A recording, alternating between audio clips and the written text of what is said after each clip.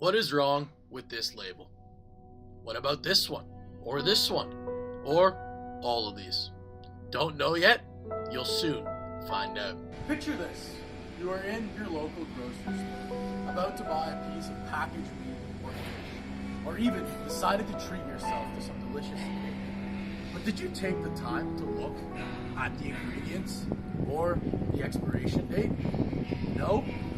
Are you sure you know what you are buying? Is that label lying to you? As a consumer, you are provided with little to no information about the origin of the fish you are buying or the ingredients in your steak. This is not a myth. Mohammed Safri works at a Loblaws in Montreal. He claims that his supervisor ordered him to make old food look fresh. Here he shows us how he revamps a piece of old cheesecake to look fresh and delicious. Old cheesecake with new toppings? Would you fall for it? I decorated and I'm selling expired stuff for $13.99. Zafri captured a secret video where his supervisor reveals tampering with best before dates is industry practice. Every store does the same thing. All the other stores do the same. This is not just an isolated incident.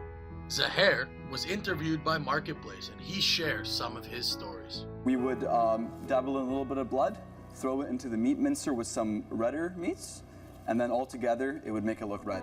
And then we'd put it back up on the shelf. Interesting. A meat makeover? We would rewrap them and put down a new sticker, which came with a new best before date that extended the shelf life. Is your reaction the same as this guy? Shut the front door. You would think this is illegal, but it isn't. The Canadian Food Inspection Agency, or the CIFA, states grocers are not obligated to remove food from the shelf that is past its best before date. However, tampering with that food's label is illegal. What are the rippling effects? Food safety expert Keith Warner tests some food items that were doctored, like grinding up meat that is 4 days past its expiration date with fresh meat. It was loaded with these type of bacteria called Enterobacteriaceae. And what they do is that these can break down the meat proteins to make something called biogenic amines, which are toxic chemicals which can cause asthma, mood changes, all sorts. This goes beyond ethics. It's a safety issue. What are the different perspectives? Consumers are unaware that the label of the food they are purchasing has been tampered with. Unless the expiration of the product is evident, it is difficult to tell what the consumer is purchasing. It could cause consumers to do their grocery shopping at alternative stores or even worse, consumer illness. How will the world look in the future without intervention? According to the Public Health Agency of Canada, 4 million Canadians will come down with food poisoning this year. Fortunately, most recover, but some do not.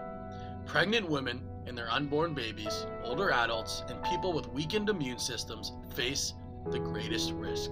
This problem continues to rise, giving power to the marketplace and leaving consumers at the will of the grocery store, resulting in continuous outbreaks of mislabeling dilemmas, hindering consumer overall health and trust in their local grocery stores.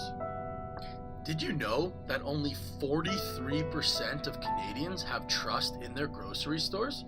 How is it possible that nearly 6 in 10 Canadians don't trust the grocery industry? Consumers can play an active role in food labeling in Canada.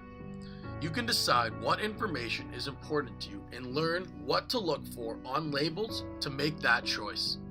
If you have a question about what a specific claim on a food product means, such as natural or free-range claims, you should contact the company directly.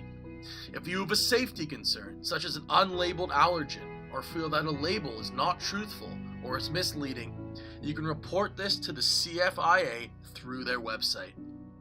The CFIA follows up on all complaints but prioritizes complaints related to food safety, such as an undeclared allergen on a food label. Businesses look at less regulations as a way of cutting corners to increase their profit by decreasing costs. using cheap or expired ingredients. It's apparent that there is a conflict between the health of society and the grocery business. Grocery operators may believe that this process leads to less waste, which contributes to sustainability and increase in profit by adding to their bottom line. However, can we argue that the health of our consumers should be put above corporate profit? Alternative sustainable measures could be put in place in order to keep society happy, healthy, and keep business owners profitable.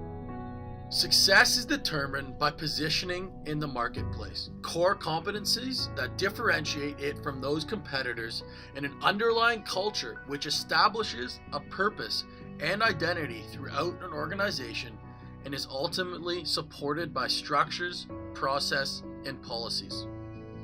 In order to achieve these objectives, grocery stores must develop a culture in their stores, a set of values and beliefs which advocates on behalf of quality products and consumer health.